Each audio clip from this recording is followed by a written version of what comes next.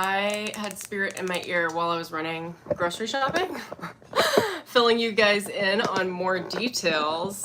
Whoops, sorry, we're doing some major adjustments here, of the video that I just shot for this week.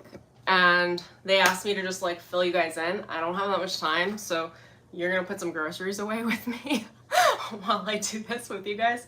And I'm so tired, but I wanted to get this like extra bit of message across. So the first thing that they said to me is winners win.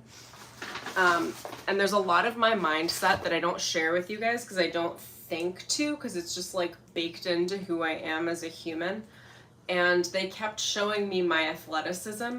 So this stuff it's not as relevant today. Like I'm not actively a competitive athlete. So I am going to pull on some examples from high school and college for myself, because the Akashic records were showing me that set the baseline and foundation for my mindset. And that mindset is the winning mindset for you guys through the summer, should you choose to jump on this wave. Also, I don't think I did my intro. What's up, friends? My name is Emily Calder. I'm a psychic medium, an Akashic records reader, practitioner, guide, and teacher, a high performance coach, a soul coach, a creative director for your soul. And yeah, if that's your vibe and you like spiritual and personal development, go ahead and hit that subscribe button. All right, okay. So those are all the things. I've also got my Akashic Records Immersion program for 70% off right now. You can go grab the link in the description below. If you have questions, send me an email. Okay, so jumping right back in. So the question that they pitched to me was, how can you break the mold and become an anomaly? I'm going to explain it this way because you guys wouldn't know this about me, but it is like literally the foundation of my energy and my success. And I just forget about the athletic part of myself. I move in this world very much as an athlete with the mindset of an athlete, of somebody that wins, of somebody that moves through competition. And I'm never really competing against other people or anything else. I'm really just competing against my best self. And then outdoing myself, rather. And then I've also got this really strategic creative mindset, the mindset of an artist, a creative. And generally speaking, people would probably see those things in conflict. When I was growing up, you know, I come from a family of artists, okay? Commercial artists, business people, but they're not very athletic. And I was a jock. Somehow I was a jock and a creative in high school, and I don't know how I swung that. I was also a Girl Scout. I went into like 3 categories. I was like Girl Scout, jock, musician. And I didn't really do any art in high school or college. Really not too much. I actually just did a lot of music. And where is I going with this? Generally, people don't think that all of those things come together. So one of the first things the record said to me is, how can you break the mold and be an anomaly? How can you be the most of yourself and combine multiple aspects of yourself that don't normally belong together? Now, it also comes with not necessarily belonging in groups. Like the jock crowd that I was in, like, didn't really appreciate the musical side of me, or the artist. And I just didn't really care because I was like, whatever. I rode crew in high school, and I was very versatile as a rower. So I would row in the powerhouse seats, I would row in the back because I'm short. And then I was also a coxswain. And I did this like in part of college too. I would row on I'm from upstate New York, so I would like go on the Skidmore teams because my college didn't have oh my gosh, my brain is not functioning. Didn't have a crew team. I rode like not on the Skidmore teams, but whatever it's called, like when you hobby it. Anyway,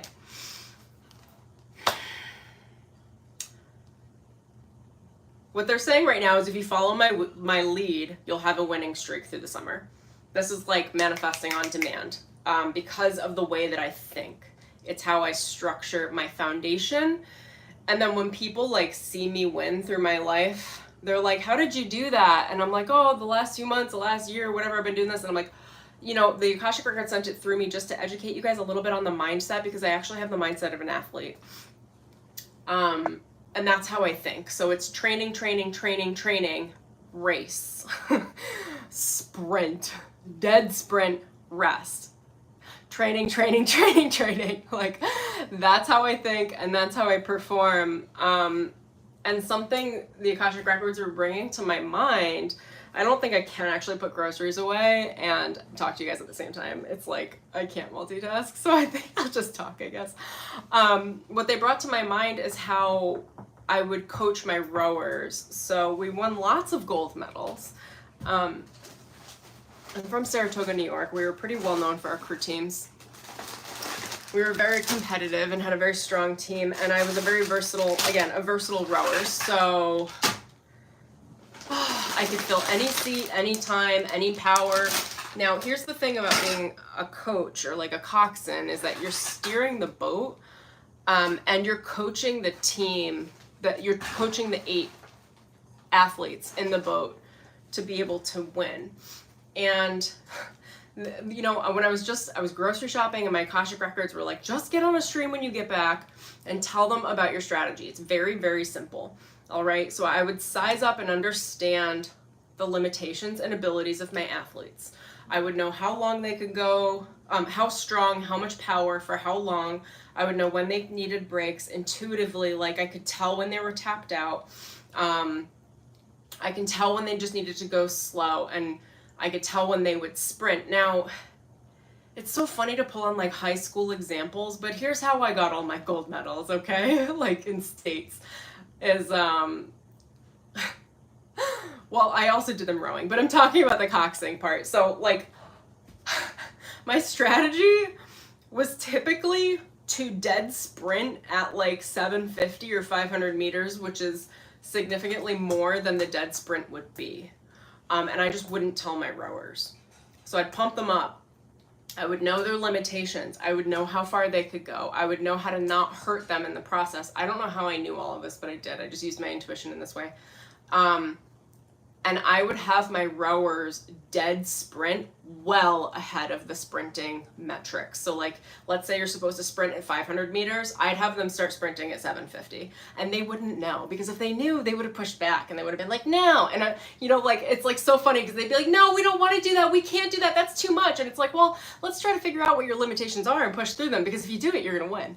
And it's like, I have a tendency, part of my foundation is understanding that a dead sprint for me, and when I think a lot of how I move and how I coach is I'm teaching people how to apply their force and power of will, their manifestation power, and actually get it into action well ahead of the sprinting metrics. So let's say that you need a dead sprint for a manifestation that you need in 2 weeks. I'm going to be sprinting you at 6. Or in this case, based on the video that I shot earlier today, please watch it. It was incredible. I'm like floored with the records. I'm actually going to rewatch it because I feel like I need that info again. This is a 30-day dead sprint. And it's like, could you wait a little bit to dead sprint to your manifestations and put your priorities on focus? Like, yes, but why? Do you want to win? Like, you want to win with time to spare. You want to win by boat lengths, not by like a centimeter. And it's like, why procrastinate? Why hesitate? Why wait longer? That you guys have trained. You've put in the work and the effort. Obviously, this is all a metaphor. Take it as you will for your consciousness. But it's like, you've put in the training. You know your limitations. And the thing about limitations is that they're tricky, because really you can push. Really, like at a sprint, you can push more than your body thinks it can do at a sprint. Not as a marathon, but in a sprint. You're capable of so much more than you think. And if you put yourself in the mindset of having a serious deadline and having to sprint and meet that deadline and not taking your eye off of the fucking prize and just going for it, dead sprint, get rid of everything else, dead sprint. I really think you'll be floored with what you thought were limitations and how you were able to bust through them and how they actually like don't exist. And the only way that you know, it's like the Akashic Records have been streaming through me all night, and they were like, explain it in terms of coaching and in terms of rowing. Because when you think about it in terms of your body, anyone that's athletic knows that you can push your body, knows that the limits like don't really exist. Like your body will start freaking out and you can go even more. And like, yeah, of course, like, I mean, I wasn't one of the rowers that would enjoy throwing up. After a race, like, yes, you can push your body to that. That's not really what I do, so I don't go to that level of it. But the point is, like, you can do more than you think you can if you set your mind to it. Say, I don't really care about what limitations there are. I'm going to hit these metrics. I'm going to do it in this amount of time. You need a deadline and you need a goal. And you need a sprint and you need a lot of power. And you need 0 distractions. That is this, like, manifesting process right now. I'm just looking at my notes. You have to know the limits of your body. You have to know the limits of your spirit. You have to know the limits of your attention. You have to know what are distractions. Like if you think about it in terms of an athlete, like you eating like shit weeks before a race? Absolutely not. Absolutely not. Like, you know, and like a couple days before a race, you're carb loading, like carb loading. Oh my gosh, I can't even speak. Because you need the energy. So it's like, understanding your own self-care to know what sort of energy you're going to need. We can think about that as carb loading, okay? So instead of eating a ton of pasta for your manifestations, wouldn't that be fun?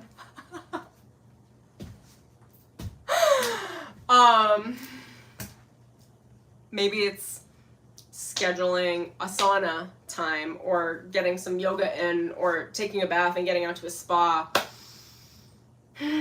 Going for a swim, going to the ocean. Get your proactive self-care time in the way that you would schedule healthy eating if you were an athlete. You want to get the most out of your time, the most energy, the most vitality, the most restoration, because you're in the middle of a sprint. So you have to be really efficient about it. And then once you get out of this race period, you're going to rest. You're going to like take off. You're going to take it easy. You're going to enjoy your manifestations. It's going to be really fun. But if you follow the lead of what the Akashic Records outlined in today's live stream video, this next month is a dead sprint. Should you choose it, there's a lot to be gained from that. Is there anything else that I want to say about that? Allow yourself to hold multiple archetypes at one time. Like I was saying, like, they're literally just streaming through my high school self. Like, we've got a creative musician and a jock, a rower. So like I was 5 a.m. in the mornings, I was going off with the hot guys to go like work out. And then through the day, I would skip my lunches. Like I did that like for 2 years at least. I skipped my lunches in high school to practice so that I could get into the right ensembles musically. So, and then after, they're showing me the after school too. Most of my after school was spent studying math because I was failing at math. I was terrible at it. So I would stay after school like 4 days a week to learn twice as much of the things that I needed to make sure that I could freaking pass. And I studied so hard that I got A's across all of my, like, the hardest tests in New York for mathematics. Like, I schooled. It's funny to, like, pull on high school references, but they're so relevant right now. I schooled them because I put the work in. I wasn't, like, relying on, like, my memory or, like, half-assed. Like, I put the fucking work in. I put the fucking work in, you guys. I put the work into everything. I put the work into the athletics. I put the work into the music, which was highly competitive in my high school. And then I put the work into math. So it's like, okay, if you were to look at we're looking at, like, a strengths and weaknesses analysis in a fun, like, high school way. It's like, okay, what are you terrible at? I was terrible at math. I had no support around math. I had to get tutors. I had to stay after school a lot. A lot. Just to pass. It's just, I didn't pass. I did well, but like, it was so freaking hard for me. And then it's like, creatively, I ditched art. I didn't care about it. But I went for music and like, I was so passionate about it. And I knew I had to practice really hard because I was at a competitive school. So, like, literally, people would be like, where's Emelina? And they'd be like, oh, she's practicing, like, on her lunch breaks. Like, during lunch, I was just playing. And it's, I don't know, it's just, that's, like, the fun part. That's the passion. So, like, what are you terrible at? How can you reinforce it and get more support around it? What are you passionate about? How can you just amplify and sprint into that? And then how can you support that too? Because I loved it so much that I also found a way I was teaching music as an internship as well, so I could be even more saturated into it while I was in high school and then college as well. And then there's like, hold on. And then there's the component of the athletics, which is like, what are you strong at? And I was a strong athlete. It really didn't take that much work out of me. I was like, yeah, I got this. I can get what we need to get in shape in how long? Like, just give me 2 weeks. It's fine. So it's understanding your strengths, using them, leveraging them, getting all of your energy out, using that as the powerhouse, whatever those strengths are for you right now. That could be a job, even for a lot of you, if you're building things on the side. You know, it depends. Like, look at your life, find the analogy that works best for you.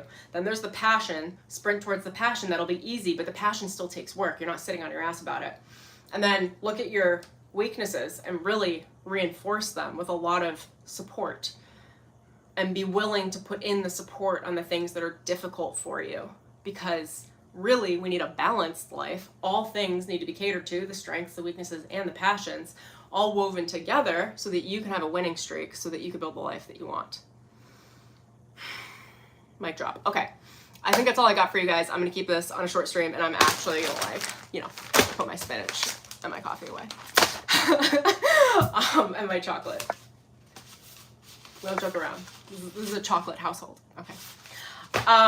Okay, that's what I've got. Thank you for joining me, you guys. If you want to join me and dive deeper into the energetics of what it is to manifest a reality you want and claim your destiny, AKASHIC Records Immersion is my deep dive 6-week, soon to be 7-week program where I take you guys through how to develop your intuitive and psychic abilities. You don't need to be psychic to jump in. I will teach you how to understand your own intuitive abilities so your higher self can give you the downloads and you can understand them and unpack them and know exactly what to trust and how. Create the best decisions for yourself, choose the best reality for yourself in any now moment, make the right decisions, understand clarity and where you're going, build your sacred vision, get really, really intimate with your higher self and your own spirit guides, and build your life, your dream life. It's a really cool process. I think you're gonna love it.